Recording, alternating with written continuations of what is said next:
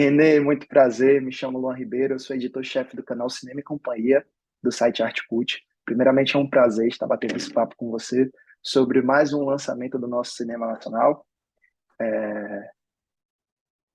Vou ser bem breve, tem algumas perguntas aqui. Serial Kelly. Poderia falar um pouco de onde surgiu a concepção desse projeto e o que foi mais desafiador nele comparado às suas outras obras, Renê, por favor?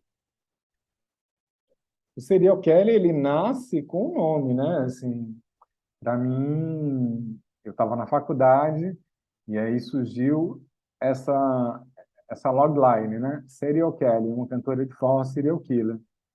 E aí depois eu me juntei com Marcelo Caetano, que é o corroteirista, e fizemos a primeira pesquisa no sertão de Alagoas, né? Isso resultou numa primeira versão de argumento e recebemos depois uma proposta de desenvolvimento da Bananeira Filmes através da Vânia Catani, e aí retomamos ao, a pesquisa, né? Encontrando dois sertões diferentes. Né? Em 2010 era um sertão extremamente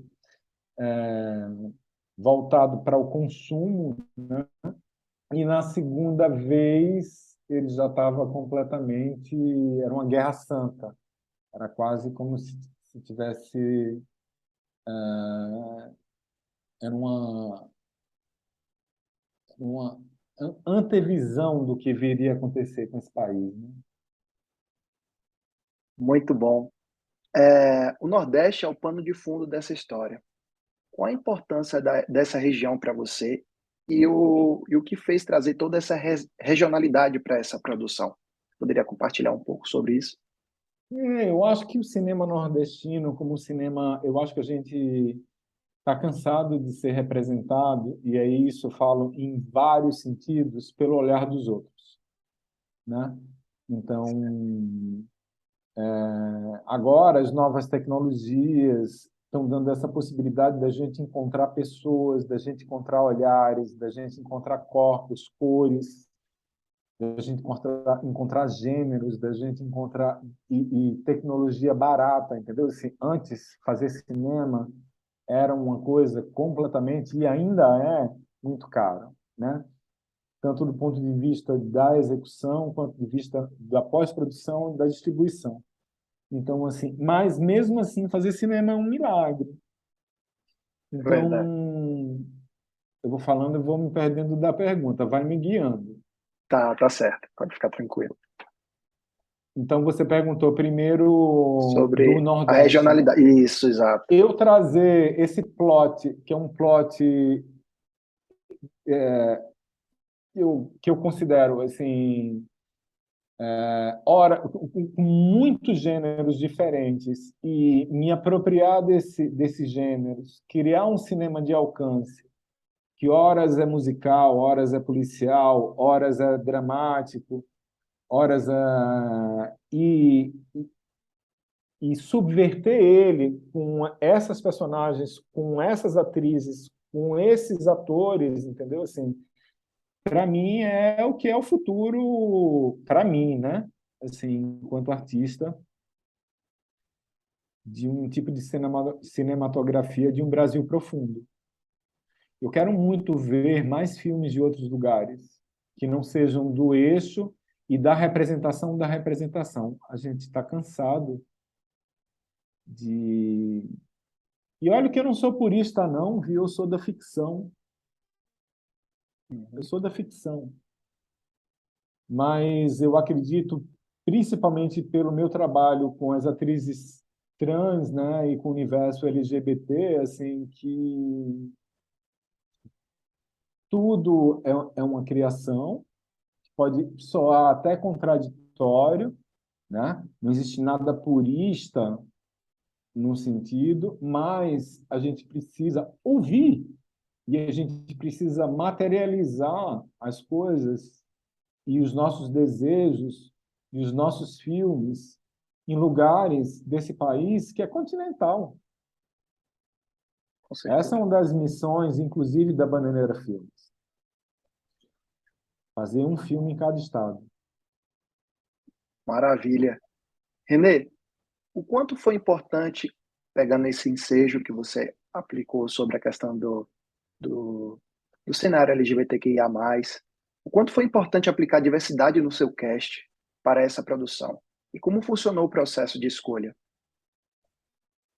A diversidade, ela é um tema que,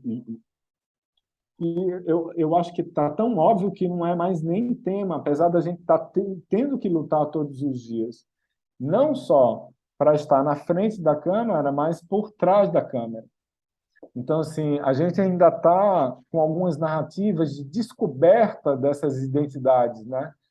Enquanto outras cinematografias não partem mais da descoberta da identidade, mas da jornada dessas pessoas.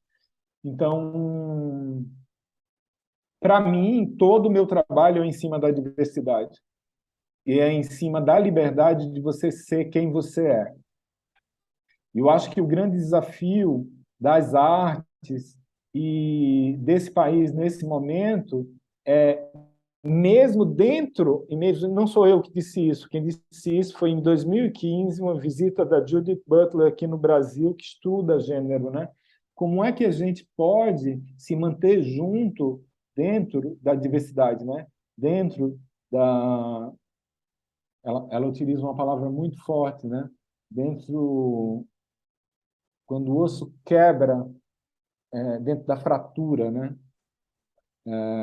Porque a diversidade é saber dialogar com pessoas que estão juntas, mas que têm pensamentos diferentes, né? E a gente está vivendo um cenário completamente polarizado, aonde não existe essa escuta, porque também o marco civilizatório ele foi alterado.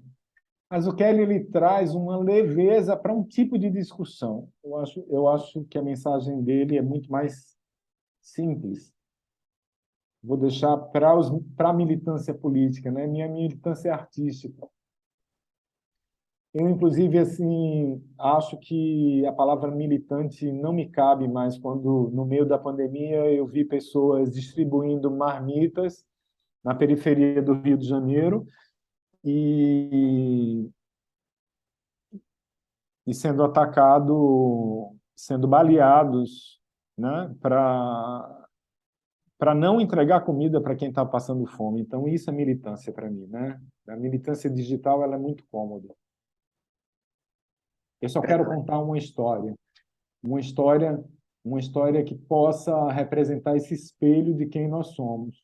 Eu acho que a função da arte é uma função de pelo menos ter uma noção de quem nós fomos, de tempos em tempos, né?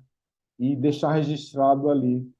Por isso que é tão importante a Cinemateca, por isso que é tão importante a gente tá, e por isso que a gente é um perigo eminente para quem quer conservar os pepinos. Pepinos em conservas. É verdade.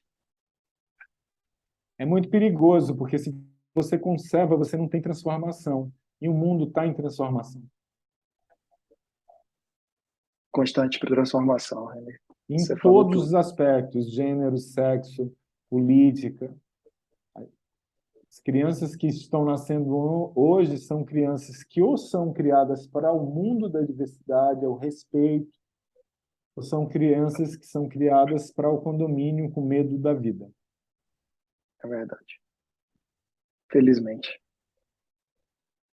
Então, Renê, diante de toda a magistralidade que é trazer um filme como para o cenário audiovisual brasileiro, se tratando do serial Kelly, dois pontos me chamou bastante atenção: a fotografia e a musicalidade da trama. Para mim, funciona como uma obra de arte à parte. Você poderia falar sobre esses dois fatores? Como foi essa colaboração? São lindíssimas, parabéns. A fotografia do Pedro Urano, né, que é um artista assim muito especial, ele vem das artes plásticas também, do cinema, ele colaborou com muitos filmes, tem um olhar muito sensível, né? E, e temos aquela paisagem que é o sertão, e que são as grutas, e tem uma coisa muito especial na fotografia do Pedro que eu só fui perceber depois que a Kelly ela está sempre num local meio central, meio deslocada, né? isso tem muito a ver com a percepção dele, consciente, né, dessa tragicidade dessa personagem que está sorrindo, mas ao mesmo tempo está sozinha. Em relação à trilha, é um resgate, de uma certa forma, isso tem muito a ver com a Gabi, não poderia deixar de estar, e com o Vado na trilha incidental, entendeu? Assim, e com o Jair Nonato, principalmente Gabi, que fez as músicas originais, né? Aonde a gente conseguisse criar uma trilha que não fosse um tecnobrega total, mas fosse um brega misturado com forró e que tivesse um outro aspecto de musicalidade, né? O Vado, de uma certa forma, segue essas trilhas deixadas pela Gabi, compondo junto com o Jair Nonato, aqui num estúdio no Vegel do Lago, que é um bairro periférico de Maceió, pequenininho, de onde sai muita gente boa. E construindo esse corpo sonoro, né, ecoado pela Gabi. Então, assim, no fundo, a gente sempre vai buscar. E tem também a mixagem de som do Bernardo, né, que no Rio de Janeiro. Então, tem uns silêncios, tem uma sensibilidade dele, né, assim, em relação ao filme, que dá uma outra temporalidade ao filme. Isso tudo é um trabalho de equipe, né? Cinema a gente não faz sozinho. É mas filme de uma equipe, de artistas, todo mundo juntos, na mesma página, né? Kit Fel, a primeira assistente, assim, você ter o privilégio de, no primeiro filme, ter Kit Fel, assim, é só... É muita sorte, assim.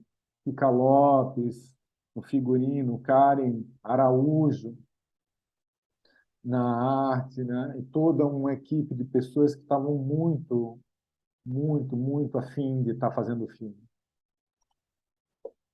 Eva Randolph na montagem, que segurou mãos juntas até o fim. Maravilhosos. E para finalizarmos, René, te deixo à vontade para convidar nossos seguidores do Cinema e Companhia e Arte Cult e todo o Brasil a assistirem Serial Kelly nos cinemas no próximo dia 24 de novembro, correto? Claro. Fique à vontade. Galera, é uma surpresa. Pode ser um estrondo, mas é uma surpresa. Fazer cinema nesse país é um milagre. Esse milagre eu recebo. Eu espero que vocês consigam chegar aos cinemas, principalmente nas primeiras semanas do cinema nacional. Isso não só no Kelly, mas qualquer filme nacional, porque as salas elas tendem, nos primeiros finais de semana, a reduzir o número de salas, ou aumentar, dependendo da, da ida ao cinema, né? Eu sei que está muito caro hoje para um país como o nosso, assim, que está passando por essa crise toda. Mas se você puder, não deixe de ir assistir o Kelly e todos os filmes nacionais que estão em cartaz. Conto com vocês. Cinema e Companhia, muito obrigado por esse espaço. Eu adorei a textura aí da sua parede. Obrigado, René. Nós, em nome do Obrigado, Cinema e querido. Companhia e do Artcut, agradecemos muito o espaço e eu espero que vocês consigam colher louros de sucesso com essa obra chamada Serial Kelly, que é maravilhosa, é ácida, é divertida, tem drama, tem suspense. É um prato cheio para quem gosta de cinema e principalmente cinema nacional de qualidade. Obrigado, irmão.